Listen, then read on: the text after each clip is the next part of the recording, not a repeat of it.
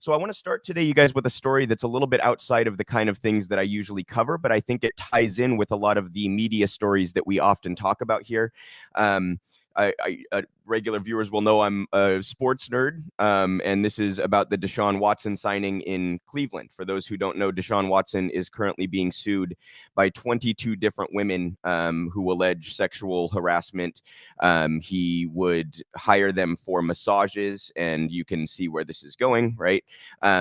The reason I think it's relevant to a lot of the things that we talk about is how much power the media had here. Deshaun Watson just signed in Cleveland the largest contract in NFL history. It's worth, I want to say 230 million. It might be 220. I think it's 230 million. All guaranteed. So that is the reward that Deshaun gets for these impending lawsuits. Just to be clear, he was two separate grand juries declined to indict him on any criminal charges, but these lawsuits are still outstanding. So anyway, to get to the relevance here of why I think this kind of ties into a lot of the politics that we talk about and how the media behaves. I'm going to show you guys a clip here. This is Nick Wright. He covers sports, and he kind of is admitting that the media did not cover this at all and didn't want to touch this, and that allowed Deshaun to be rewarded with this massive contract. And this is where I think there's a really significant tie-in where we can kind of see in a different context how much power the media actually has over the results that we see in our society. So you can imagine this kind of comparing this to any other issue that you find particularly relevant, right? So again, this is Nick Wright discussing the media's role in Deshaun Watson signing. We'll watch this clip and then come back and discuss. You're talking the Cleveland Browns now and their new QB1, Deshaun Watson. Cleveland was supposed to be out of the running for Deshaun, but then quickly got back in the running when they upped his offer to 5 years, $230 million, fully guaranteed. Browns reportedly wanted an adult at quarterback, and apparently Baker wasn't that fit. So in comes Deshaun Watson with 22 civil lawsuits pending against him, alleging sexual misconduct as he remains under NFL investigation.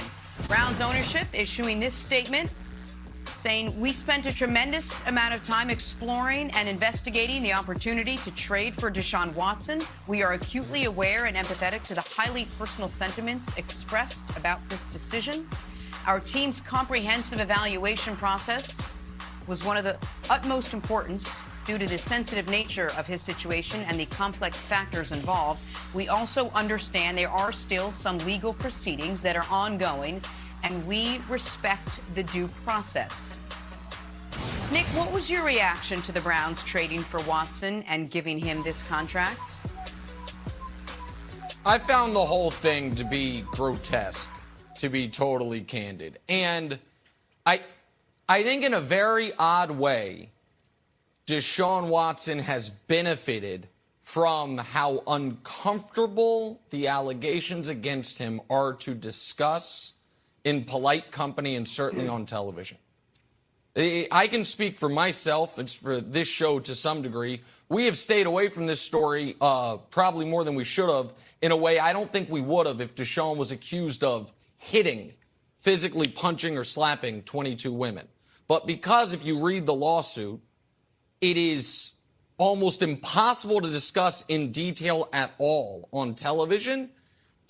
I personally didn't really know how to do it. So for a long time, we've stayed away from it.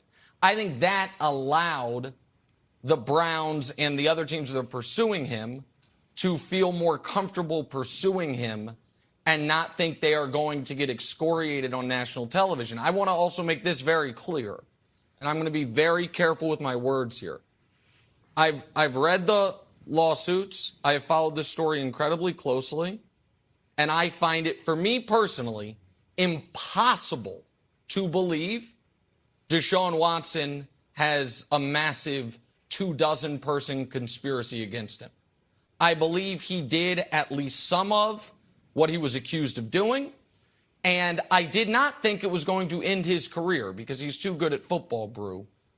But I'm jaded at times. I can be cynical. But even I didn't think the end result of this whole thing was going to be Deshaun Watson getting what you could argue is the single greatest contract a player has ever received, essentially being rewarded for this situation. The team then going out of its way to make sure if he is suspended, it has the smallest financial penalty possible. And then on top of all of it, the team that acquires him, I believe at the very top of the team, leaking to a very reputable, impeccable reputation reporter, Chris Mortensen, that they are looking for an adult at quarterback, making it not just about how good of a player the person is, but how good of a person the person is. I find the whole thing really gross. And nobody doubts how good of a player Deshaun Watson is, but I thought the way the Browns did this and the fact that Deshaun Watson ends up a massive winner makes me feel incredibly uncomfortable. So I thought that was a very fair analysis, and I want to commend Nick for kind of admitting, like, we haven't covered this as much as we probably should have, right? But the point there is that propaganda is often done by omission. So what the media is not talking about is kind of just as important as what they're talking about and how they're talking about it, right? The media chooses kind of not to touch this one because it's so uncomfortable, as Nick said, to discuss publicly or to discuss in quote unquote polite society. So that creates that kind of like inundated Deshaun from the kinds of criticism that he would normally have received for any sort of misconduct that escalated to this kind of level, right? So, you know, I think that parallels quite nicely with a lot of the things we see in political media and how the media impacts social issues and economic issues and pop culture and all this kind of stuff. What is not being talked about, what is not being put in front of you, is often just as important as what is. Look at the situation right now in Ukraine, you guys. And I know this can sound and come off like whataboutism. That's not at all what I mean. I mean to point out how the press actually covers all this stuff.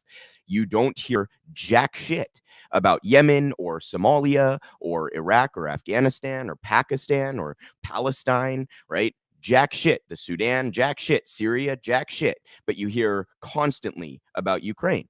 So the propaganda by omission is something that's very important to understand, and how that actually impacts the results that we see in the world. What powers that be actually have to respond to public pressure and which ones do not? Well, the media basically gets to determine where that public pressure is and where it is not.